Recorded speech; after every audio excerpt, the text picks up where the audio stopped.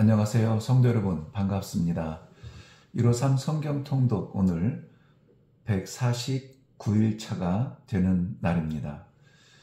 네, 이번 주 토요일이면 153일, 드디어 대장정의 막을 내리게 되는데요. 마음이 더 두렵고 떨립니다. 과연 충실하게 이 책임을 다했는가? 우리 성도들은 이 말씀을 통독하면서 하나님의 뜻을 더 분명하게 볼 수 있었을까? 좀 더 열심히 해볼 걸 하는 아쉬움과 두려움과 복합적인 마음이 갑자기 듭니다. 오늘 우리는 히브리서 12장과 13장을 읽고 디모데후서 1장에서 4장까지 읽습니다. 그리고 마지막으로 베드로후서 1장을 읽고 마치게 되는데요. 오늘도 하나님께서 통독하는 여러분들에게 말씀의 귀한 선물을 주실 수 있기를 바랍니다. 먼저 히브리서 12장입니다. 믿음은 바라는 것들의 실상이라고 했습니다. 실상이 없는 바램, 얼마나 공허할까요? 그러나 이미 이루어진 실상이라면 그 바램은 얼마나 마음이 부푼 꿈이 될까요? 기다리는 시간들이 되겠죠. 간절히 바라는 시간일 것입니다. 그리스도의 십자가로 인해서 성도의 구원이 이루어지고 구원을 던져주신 것이 아니라 성도가 그 구원의 마지막 자리에 서기까지 우리를 끊임없이 인도해 주시는 그러한 은혜, 그 구원의 길을 우리 하나님께서 함께 하신다는 이 사실만으로도 놀라운 축복의 감격이 있을 줄로 믿습니다.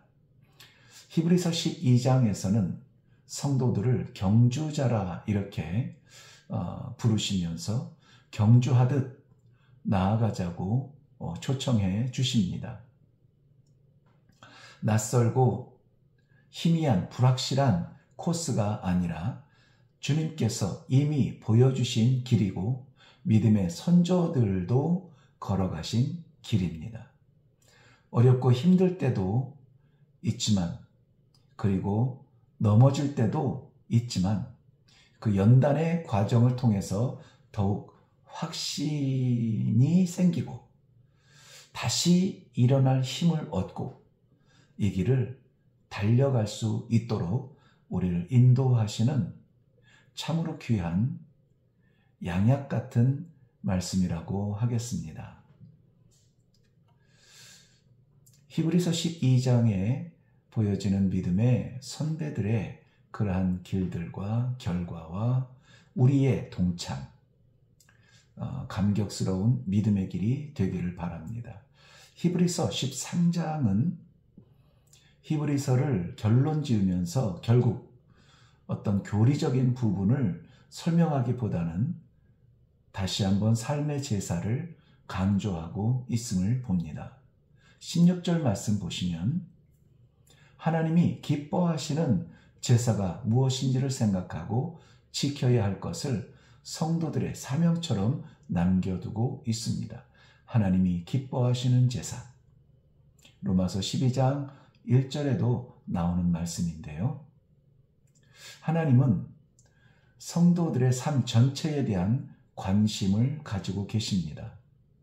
예배는 어떻게 드리는지, 그와 같이 가정에서는 어떻게 살아가는지, 그와 같이 재정적인 문제는 어떻게 풀어나가는지, 사람들 속에선 어떠한 존재인지. 결국 히브리서의 완성은 히브리서 13장에서 끝나는 것이 아니라 믿음의 삶을 살아가는 성도들의 삶의 현장에서 나타나야 할 것을 기대하고 있습니다. 히브리서에서 보다 중요한 것은 그 믿음의 제사를 드리기 위해서는 자기 자신의 전통과 경험을 넘어서야 한다는 것인데요. 많은 사람들이 신앙생활을 시작하면서 이 선을 넘지 못해서 주저앉는 경우가 참 많습니다. 하나님을 믿는다. 나를 내려놓아야 되는 것인데요. 나를 내려놓는 그게 너무나 어렵죠. 다 잃는 것 같아요. 그런데 하나님을 믿기 위해서 나를 내려놓는 자리는 다 얻는 것보다 소중한 것을 얻는 자리가 될 것입니다. 믿음의 사람은 교회를 다니는 것이 아니라 교회로 살아가는 것입니다. 우리는 디모데 후서로 갑니다. 허락하신 20년간 선교사로 섬기는 동안에 가장 많이 묵상했던 부분이 있다면 아마 디모데 후서일 것입니다. 특별히 4장 6절부터 8절의 말씀, 이 선교사로서의 틀로 내려놓고 그 안에 들어가 머물기를 바라는 그러한 마음이 간절했습니다. 지금도 견딜 수 없는 시험을 만나거나 어려운 고민에 빠지는 자리라면 디모데후서를 변함없이 여지없이 찾게 되네요. 디모데후서는 바울 사도의 마지막 편지입니다. 마지막이라는 단어는 보통 특별한 의미를 주는데요. 그런 의미에서 보석 같은 소중한 말씀들을 바울 사도의 고백을 통해서 우리에게 전달해 주시는 것입니다. 노병의 영안으로 죽음의 그림자를 바라보며 그가 달려왔던 후회하지 않는 선한 싸움의 전장, 부끄럽지 않은 종이 되려고 몸부림쳤던 바울 사도의 고백, 이것을 읽는 사람으로 하여금 옷깃을 여미고 다시 한번 겸손한 자리에서 나도 그리하고 싶다 기도하게 하는 말씀이 디모데후서에 있습니다. 디모데후서 1장을 펼치시면 누군가를 죽도록 사랑한 적이 있는가에 대한 질문이 생깁니다. 또는 무엇인가를 위해서 죽도록 힘써 본 적이 있는가? 그 사랑을 위해서 정말 죽음의 자리, 순교의 자리에 서는 사람이 있습니다. 바로 바울 사도입니다. 그래서인지 그는 죽음을 두려워하지 않습니다. 그리고 그 길에 들어선 것도 전혀 후회하지 않습니다. 오히려 그의 영적인 아들 디모데에게 복음과 함께 고난을 받으라 자신의 걸어온 길을 추천하고 있습니다. 저 역시 사랑하는 성도님들 앞에서 감히 추천하는 길이 있다면 이 길을 추천하고 싶습니다. 바울 사도는 바로 그러한 순간에 바로 그러한 디모데를 생각하며 감사하고 있다는 것이죠. 믿음의 아들을 통해서 믿음의 사역이 전승되는 감격이 있는 듯합니다. 저 역시도 이 순간에 생각나는 사람이 없을 수 없죠. 목회자의 행복은 동일한 믿음이 전승되어지고 이것이 동일한 말씀의 색깔이라면은 이 색깔이 물감처럼 물에 던지듯 퍼져나가고 컵 안에 색깔이 그 색으로 변하는 것을 기대하는 그러한 마음, 욕심일까요? 디모데후서 2장입니다. 바울 사도 자신이 역시 그리했듯이 디모데의 사역 속에서도 그리스도께서 중심에 있기를 바라며 권면하고 있습니다. 중심에 계신 그리스도. 주님과의 관계가 어떠해야 하는가를 설명하기 위해서 몇 가지 비유를 듭니다. 첫째는 그리스도께서 대장이 되시고 디모데는 군사가 됩니다. 군사가 대장에게 명령하지 않죠. 정보는 줄 수 있습니다. 장군님, 지금 적들이 이렇게 쳐들어옵니다. 저들의 무기는 이렇습니다. 우리가 가지고 있는 것은 무엇입니다. 보고는 할 수 있죠. 그런데 대장으로부터 명령이 떨어지면 그 모든 보고 재료는 다 잊어야 합니다. 오직 명령만 따르는 거죠. 그래서 우리가 하나님의 말씀은 중요하다는 것입니다. 두 번째는 그리스도께서 심판주가 되시고 디모데는 경기자가 됩니다. 경계하는 자가 경주하는 모습으로 디모데는 뛰어야 할 것입니다. 그리고 아무리 아까워도 아쉬워도 선을 넘으면 파울, 아웃이라고 말씀하는 것은 그리스도이십니다.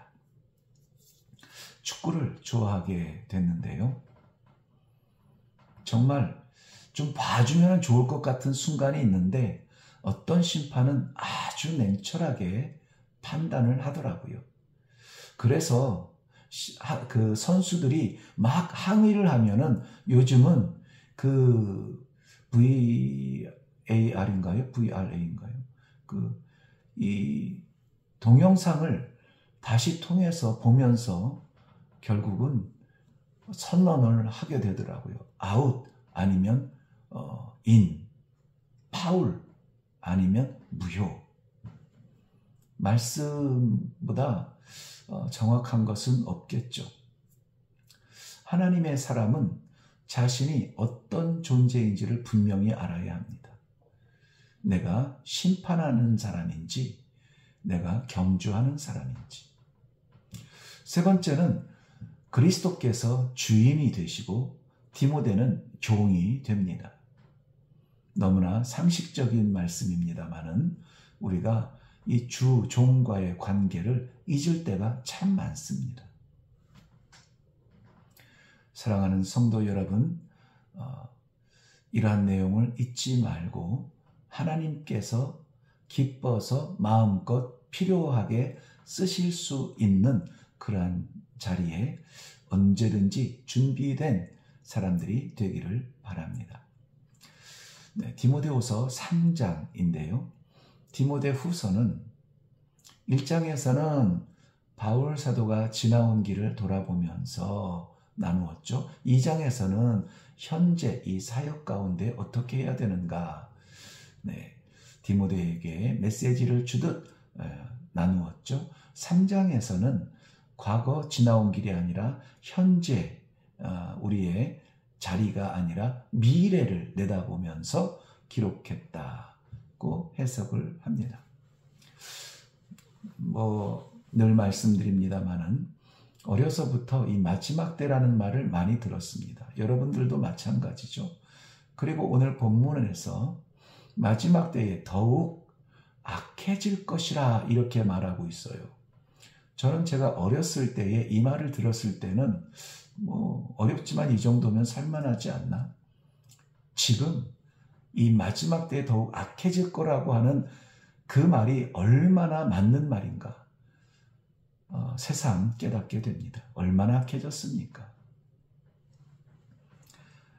윤리적으로, 사회적으로, 정치적으로, 경제적으로 사람의 생명보다 더 소중한 것들이 생겨나죠. 사람의 생명, 경시 사상이 너무나 무섭게 우리를 둘러싸고 있는데요. 제가 살아온 경험이 길지는 않지만 분명히 말씀드릴 수 있는 것은 정말 세상은 많이 악해졌다는 것이죠. 신앙적으로도 마찬가지입니다.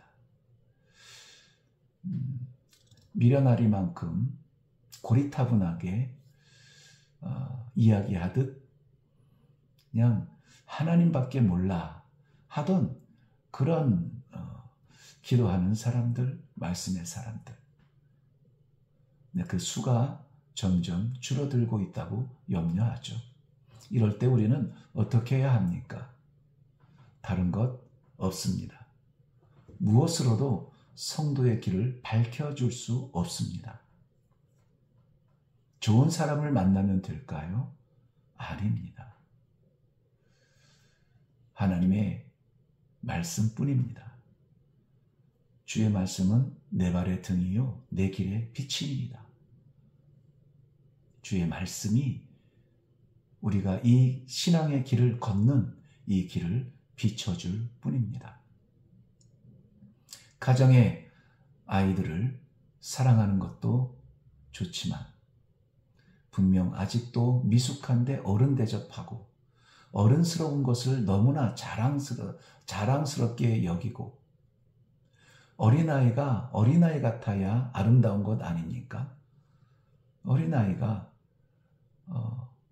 그야말로 어른들의 흉내를 내는 것을 보면서 다 컸다 이렇게 덮어놓고 말하지 않았으면 좋겠어요.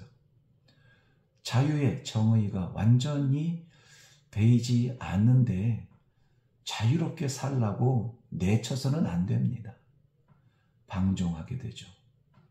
질서를 깨닫기까지 우리가 마지막 사명처럼 정성을 다해서 우리의 자녀들을 양육해야 하지 않을까요? 성경은 구원에 이르는 지혜가 있다 말씀하고 있습니다. 구원에 이르는 지혜. 세상에 잘 사는 것 좋지만 수십 년 잘 살고 영원히 망하는 길을 우리가 인도할 부모는 없을 것입니다. 구원에 이르는 지혜가 있는 성경, 말씀, 여러분의 가장 아름다운 초청장이 될 것입니다. 디모데후서 4장입니다. 예수님께서 땅에 떨어진 한 알의 씨앗을 말씀하시는데요. 지극히 단순하게는 하나님의 창조 질서를 따르면 죽음의 자리에서 생명으로 일어날 것을 정해 놓으신 것을 알 수 있습니다. 하나님께 드리는 예배의 자리도 거저된 것은 아닙니다. 스코틀랜드의 에딘버러의 음지에서 이끼 낀 그 수많은 묘비들에 대한 간증을 제가 한 적이 있죠.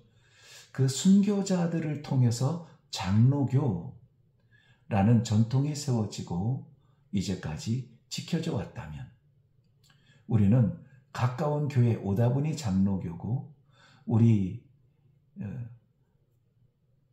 가족이 장로교를 믿으니까 내가 장로교고 그것이 아니라 하나님 중심, 말씀 중심, 교회 중심 이러한 이 말씀의 전통을 따르는 이러한 교회에 함께 있다는 것 자체가 놀라운 축복이라 여겨집니다.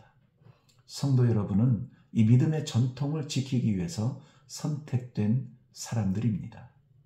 그 책임의 무게로 살아갈 수 있기를 바랍니다. 바울 사도의 세 가지 고백이 7절에 있는데요. 한번 찾아보시고요. 그리고 8절에 영광을 함께 누리는 성도들 되기를 바랍니다. 베드로 후서 1장 봅니다. 베드로 후서의 기록 목적은 베드로 전서와 같이 고난받는 성도들을 격려하는 권면의 말씀입니다. 더군다나 베드로 사도는 자신의 순교의 시기가 가까워졌음을 알고 직면해서 교회에 배교자들이 많아질 것을 예상하며 더욱 강력하게 이 말씀을 유언처럼 하고 있습니다. 지키지 않으면 뺏깁니다. 성도가 아니라 말씀을 뺏기죠. 새들이 날아와서 좋아먹죠. 이 서신을 기록한 때는 네로 황제에 의해서 흩어져 있던 모든 성도들이 무섭게 핍박을 받을 때였습니다. 그렇다면 어떻게 무장해야 합니까? 5절부터 9절이 답입니다. 그렇게 알아야 하는 것이 아니라 그렇게 살아야 합니다. 그것을 지켜낼 수 있도록 힘이 되는 꿀팁 하나는 하나님의 말씀입니다. 네, 153일 마지막 날이 가까워질수록 하나님의 말씀에 대한 간절한 이러한 권면들이 등장하는데요. 하나님께서 주시는 은혜라고 봅니다. 153일, 세월을 보낸 것이 아니라 하나님의 말씀에 더 가까이, 아니 말씀과 함께 살아가는 성도 여러분들의 삶을 주님의 이름으로 축복합니다. 오늘도 수고하셨습니다.